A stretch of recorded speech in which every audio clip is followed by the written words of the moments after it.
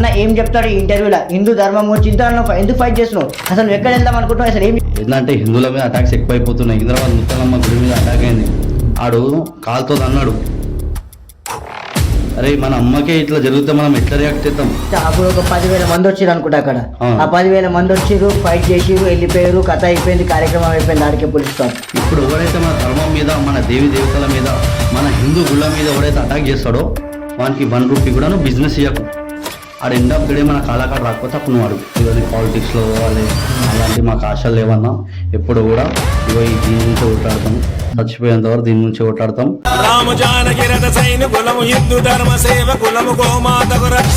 ఇప్పుడు నా ధర్మం కాపాదున్నా. అంటే మన హిందూ అబ్బాయిలని రోడ్డు మీద పెట్టి పట్టుకొని కొడతారు. ఈ యొక్క ఉండ కొడుకు దీని మీద ఫైట్ చేయడం మస్తు అయిపోయిందన్న. డివైడ్ అండ్ రూల్ క్యాష్ పరంగా మనం విడదీసి చాలా రూల్ చేసారు. ఇప్పటికైనా మనం అందరం ఒకటి ఉందాం అని చెప్పి స్టార్ట్ అవుదాం అన్న.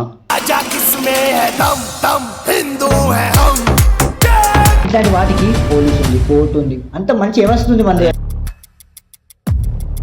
వాళ్ళ అమ్మాయిలు కూడా లవ్ జాత్కి గురవుతారు. మరి వాళ్ళు ఎవరికి చెప్పుకుంటారు? మాకు చెప్పుకుంటారు. ఎంత షో చేయడానికి అని అనుకోవచ్చా? లవ్ జియాద్ అంటే ఏంది అసలుకి? అలా ఏంటంటే వాళ్ళ న్యూడ్గా ఫోటో తీసి బ్లాక్మెయిల్ చేసి ఇంకో అమ్మాయిని పిలిపిస్తావా. అయితే ఇంకోటి విషయం నేను ఒకటి పేరెంట్స్కి ఒకటి చెప్పాలనుకుంటున్నా, జర చెవులు సాఫ్ చేసుకొని వినడమ్మా. ఇంకోటి హిందూ గర్ల్స్ కూడా చెప్తున్నా, అంటే ఉత్తి మన హిందూ అమ్మాయిల మీద జరుగుతుంది అనేది. హిందూ అమ్మాయిస్ మీద జరుగుతుంది, క్రిస్టియన్ అమ్మాయిస్ మీద జరుగుతుంది, జైన్ అమ్మాయిల మీద జరుగుతుంది, సిక్స్ అమ్మాయిల మీద జరుగుతుంది. నేను ఓయో రూమ్స్కి ఒకటే హెచ్చరిస్తున్నా, ఓయో హోటల్స్కి కానీ అగర్ మా హిందూ అమ్మాయిలు కానీ అన్య మతస్థుడు ఎవడైనా అయితే ఇప్పటి నుంచి నిఘా పెట్టేది ఓయో హోటల్స్ మీద. అది లవ్ చేసి అదేంటంటే మా ఇంట్లో ఒప్పుకుంటారు, మీరేంటి మాకు అడిగేది అని అంటే. కేరళ, తమిళనాడులో ఇది నడుస్తుంది ట్రెండ్. హైదరాబాద్లో ఈ ట్రెండ్ మనము సెట్ చేద్దామని అనుకోరు. ఎప్పుడైతే అది ముక్కుందో దాని ఆడికి మేము నరకడం జరిగింది. రీసెంట్ అయినా ముచ్చలమ్మ టెంపుల్. అంతకు ముందుకు అసలు ఎవ్వరు ఈ భజన కానీ ఎట్లాంటి టీం కానీ ఇంతవరకు అసలు ఇట్లా కంటికి కనిపించకుండా లేదు. ఇప్పుడు మీరు ఆ రోజు 150 మంది వాళ్ళు వచ్చారు. ఇప్పుడు మాకు తెలిసిన సమాచారం ఏంటంటే 1500 మంది వాళ్ళు కంకణం పట్టుకొని మన గుళ్ళ మీద ఇట్లా అటాక్ చేద్దామని వచ్చారు.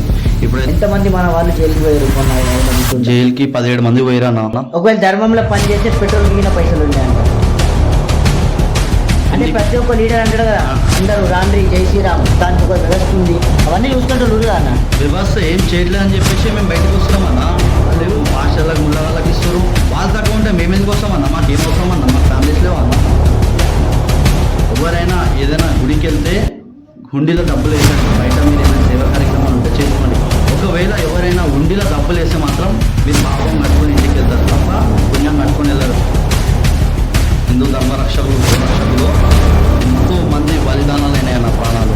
కేవలం మంత్రి ఈ పేరు మాత్రమే మంత్రి, ఆయన వల్ల ఏం ఉపయోగం అంటే అన్న. చాలా మంది ఇప్పుడు అందరు ముస్లిమ్స్ అట్లా ఉండరు కదా. కొంతమంది ముస్లిమ్స్ అయితే గణేషుని పెడతారు, కొంతమంది గుడిలలోకి వస్తారు, కొంతమంది బొట్టు పెట్టుకుంటారు.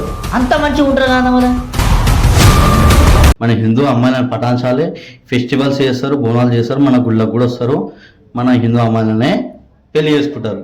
వాళ్ళ ఖచ్చితంగా మేము చూపుతూ వస్తాం మనం. ఆ యూట్యూబర్ ఇంకా ఇన్స్టాగ్రామ్ ఇన్ఫ్లుయెన్సర్ ఏం చేస్తుందంటే హిందూ అమ్మాయిలని దగ్గర చాలా ఇంకా లెక్కలేని ఫిజికల్గా వాడుకోవడం జరిగింది. ఒక అమ్మాయి రిక్వెస్ట్ కాదు, వార్నింగ్, ఎవడైనా సరే మా హిందూ అమ్మాయిలని జాగ్రత్త, ఏదో ఆడు ఫేమ్ ఉన్నాడని చెప్పేసి మీరు బట్టలు దించుకొని ఆయన వెనకాల పోతురు. అంత రిస్క్ చేసి చేయడం ఎంత అవసరం అంటావా? ఇప్పుడు గోమాత మన అమ్మలాగా, అందుకనే మన అమ్మ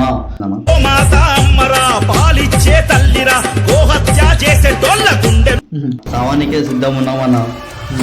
ఇక సంపనికి కూడా సిద్ధం ఉంటాం, ఖచ్చితంగా సావనికే సిద్ధం ఉన్నామండి. ఈరోజు ఏమో నువ్వు కులాలు, నువ్వు ఎస్సీ, నువ్వు బీసీ, నువ్వు ఓసీ, నువ్వు రెడ్డి, నువ్వు యాదవ్, నువ్వు ముద్రాజ్, నువ్వు మాదిగా, నువ్వు గౌడ్, ఇవి అన్నిట్లో కొట్లాడితే కాదు. అందరం హిందువులు అందరూ ఒక ట్రాక్ మీదకి వచ్చి మనం కూడా ఒక యూనిటీ ఉందాం అని చెప్పేసి వాళ్ళకి చూపెడదాం.